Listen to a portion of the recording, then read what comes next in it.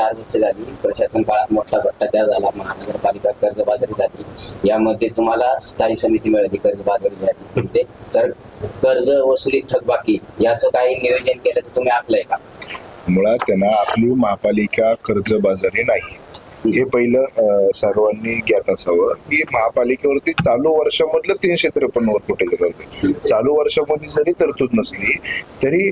ठीक आहे की मागचे जे काही महत्वाकांक्षी प्रकल्प होते ते प्रकल्प होण्यासाठी आम्हाला ते ह्या वर्षी काही कमी प्रमाणात नवीन कामं काढता येतील, पण नवीन कामं जरी काढता नाही आली पण दैनंदिन जीवनामध्ये जे आवश्यक असलेल्या गोष्टी आहेत, जी आवश्यक असलेली कामं आहेत ती निश्चित त्या कामांसाठी कशी तरतूद करता येईल आणि नवीन एखादा प्रकल्प राबवत असताना असे काहीतरी नवीन प्रकल्प एखाद्या एरियात आम्ही राबवला तर त्या एरियामधले